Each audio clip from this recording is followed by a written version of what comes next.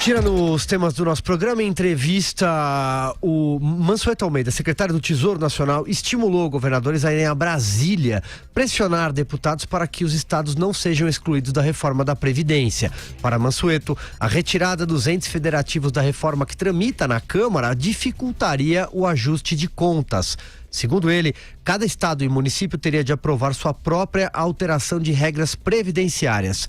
De acordo com um estudo realizado pela Instituição Fiscal Independente do Senado, olha só, não conhecia, e divulgado hoje, o déficit dos estados atualmente está próximo de 700 bilhões de reais e deve quadruplicar até o ano de 2060. Isso, evidentemente, num cenário sem a reforma da Previdência.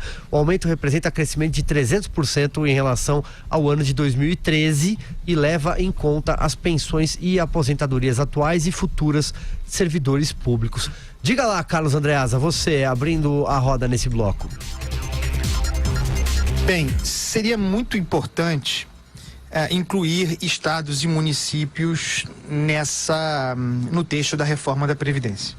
Há, porém, muita resistência de parlamentares porque escutam a pressão dos quartéis, né, dos funcionários estaduais contra a inclusão de estados e municípios. O que eu acho que poderia acontecer como solução intermediária para que o projeto pudesse correr normalmente na comissão especial, é se encontrar um mecanismo intermediário do qual se tem falado. Por exemplo, inclui-se estados e municípios com um gatilho, um prazo, dentro do qual as assembleias e as câmaras municipais deveriam deliberar a respeito, né? Acolher ou não aquilo que foi decidido em Brasília, de maneira também a se respeitar as prerrogativas dos parlamentos locais, distribuir a pressão melhor nas bases, fazer inclusive com que os governadores, esses que estão corretamente postulando pela inclusão, também trabalhem as suas bases locais, regionais, pela aprovação dessa parte da reforma da Previdência. Acho que essa é a maneira intermediária de contemplar interesses. É assim que se faz política, eu espero que assim ocorra. Não me parece ser possível, eu gostaria que fosse, que ficasse dessa forma, como está no texto do Paulo Guedes. Acho que haverá muita resistência, então que se encontre o meio do campo para que os estados e municípios, afinal, não fiquem fora, né? Que seria desastroso, que se encontre um gatilho intermediário aí. Vera Magalhães. No fim de semana houve muito zum, porque houve manchetes de jornais dizendo que o relator, o tucano Samuel Moreira, teria decidido excluir os estados e municípios do seu parecer. Eu falei com ele no sábado, ele negou que tivesse uma decisão formada a esse respeito. Conversei também com o secretário especial da Previdência, Rogério Marinho, e ele disse que o relator está trabalhando, inclusive, dentro do Ministério da Economia. Está trabalhando com a equipe do Paulo Guedes, subsidiando na feitura do relatório, ajudando com dados, com números, e que de fato não há essa disposição, não há essa decisão. É claro que ele, como relator, enfrenta uma pressão por parte dos seus pares, né? É uma situação meio paradoxal essa. Os deputados e senadores enfrentam uma dupla pressão.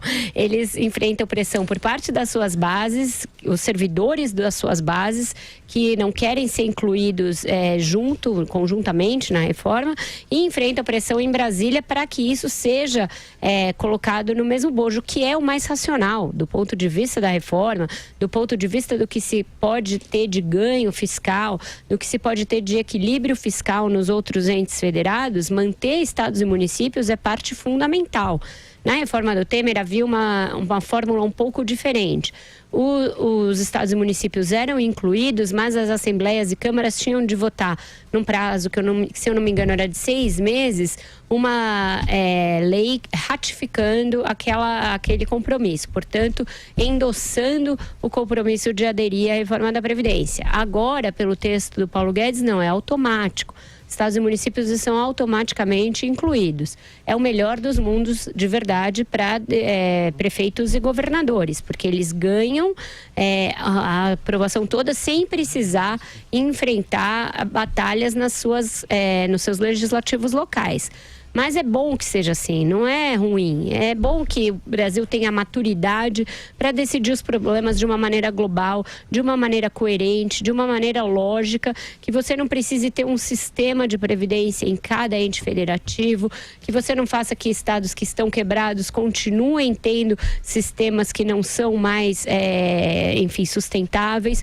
Então, que a gente tenha maturidade de, sim, encarar, se houver resistências das corporações locais, em nome de um sistema que seja mais equânime, que seja equilibrado e que seja igual no Brasil todo, na União, nos estados e nos municípios. Então, é importante que o relator mantenha isso no projeto. Ele está recebendo endosso por parte dos governadores. O governador de São Paulo mesmo, João Dória, diante da insistência desse tema no noticiário, gravou um vídeo no fim de semana dizendo da necessidade de que estados e municípios participem da reforma, estejam lá, e é bom que eles usem essa pressão para convencer as suas bancadas, né? Fazer a pressão contrária a essa que eles estão sofrendo por parte das corporações. Alexandre, você tem um complemento? Rapidamente, não faz o menor sentido um esforço desse tamanho para consertar as contas da União e os estados continuarem quebrados. Faz o menor sentido. Esse é um esforço nacional que tem que ter um esforço não apenas do governo federal, como estados e municípios. Todos têm que estar alinhados na pauta de salvar esse buraco negro, usando as expressões do nosso ministro da Economia, desse tsunami fiscal que é o buraco da Previdência. De novo, não adianta resolver apenas as contas do governo federal e você ter estados e municípios quebrados que vão correr para onde? Vão acabar correndo para a União, e esses prejuízos vão ser rateados do mesmo jeito. Então, nessas horas é que é importante lembrar qual é a participação também do Executivo. O Executivo, com a sua popularidade, com a sua força, com a sua conexão com a opinião pública, quando a gente diz que o presidente da República, como líder da nação, e as forças que englobam o governo federal deveriam ajudar e trabalhar junto com o Congresso Nacional, esse também é um ponto importante. Ir aos estados, ir aos municípios e, junto com eles, ajudar a mostrar à opinião pública a importância da reforma da Previdência em todos os seus níveis. Essa é a tal articulação republicana, que não é tomar lá da cá, que não é fisiologista, que não tem ninguém roubando ninguém, que não tem ninguém dando dinheiro para ninguém. É o governo federal que tem o protagonismo natural e evidente da reforma da Previdência, consiga ajudar com toda a sua força, seus recursos, seu dinheiro, e principalmente seu ministro da Economia, que é o grande vendedor da reforma da Previdência, que faça um esforço também de comunicação com os estados e com os municípios para mostrar a necessidade das reformas. Não adianta resolver só no andar de cima e não resolver no resto do país. O país vai continuar quebrado e a gente não vai a lugar nenhum. É só importante salientar que a retirada desse item da reforma não mudaria o cálculo da economia em 10 anos para o governo federal, justamente pelo fato de que a gente está tratando aí da adequação dos sistemas previdenciários dos estados e municípios. Porém, ajudaria muito numa coisa que acontece e que é muito recorrente no país, que é estados e municípios quebrados virem de pires na mão pedir dinheiro da União. Então, o fato deles conseguirem também equacionar os seus sistemas previdenciários talvez acabasse com essa romaria constante a Brasília em busca de recursos. O que vai acontecer? Se isso for mantido no projeto, provavelmente vai ser um foco grande de judicialização. Vai ter muita gente dizendo que a União não tinha prerrogativa, não tinha possibilidade de legislar sobre questões estaduais e municipais. E aí a gente vai enfrentar uma chuva de processos, mas isso é algo já dado como certo em toda a tramitação da reforma.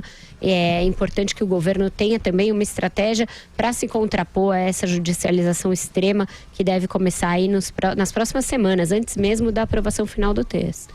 Diga lá, Carlos Andreazzi, depois você já chama o break para nós.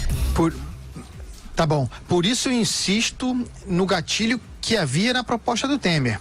Esse de que se vote agora, incluindo estados e municípios, com um asterisco, um condicionante. Dentro de X dias, 90, 120 dias, os parlamentos estaduais, as câmaras municipais deverão votar para ratificar ou não o acordado, porque isso é uma grande maneira de minimizar, uma maneira eficiente, ou mais eficiente, de minimizar essa chuva de ações judiciais que virá de qualquer maneira em outras matérias, sem dúvida nenhuma, como bem disse Vera agora.